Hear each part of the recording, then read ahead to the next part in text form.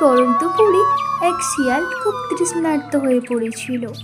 সে বন জঙ্গলে ঘুরে ঘুরে পানি খুঁজছিল, কিন্তু কোথাও এক ফোঁটাও পানি পাচ্ছিল না। হঠাৎ ঘুরতে ঘুরতে সে একটা পুরনো কুয়োর কাছে এসে পড়ল। কুয়োর ভিতরে কিছুটা পানি দেখা যাচ্ছিল।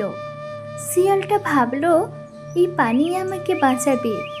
সে লাফ দিয়ে কুয়োর ভিতরে পড়ে গেল, কিন্তু পানির পরিমাণ খুব কম এবং সে আর কুয়ো থেকে উঠতে পারছে না। এখন কি হবে? সে চিৎকার করে সাহায্য চাইতে লাগলো। কিছুক্ষণ পর এক বোকা ছাগল পাশ দিয়ে যাচ্ছিল।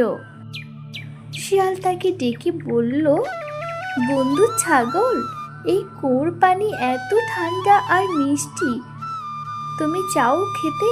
তাহলে একটু এখানে এসো। ছাগলও তো গরমে অস্থির ছিল। শিয়ালের কথা শুনে সে কিছু না ভেবে সঙ্গে সঙ্গে লাফ দিয়ে কুয়োয় নেমে পড়ল। তখনই শিয়াল ফাঁদে ফেলার আসল চাল চালল। সে ছাগলের পিঠে চড়ে তারপর কুয়োর দেয়ালে ভর দিয়ে কুয়োর মুখে পৌঁছে গেল। শেষে এক লাফে বাইরে চলে এলো। ছাগল চিৎকার করে বলল, তুমি আমাকে ফাঁকি দিলে। শিয়াল তখন দাঁত বার করে হাসলো। আগে ভাবো, তারপর কাজ করো, না হলে তুমি ফাঁদে পড়ো।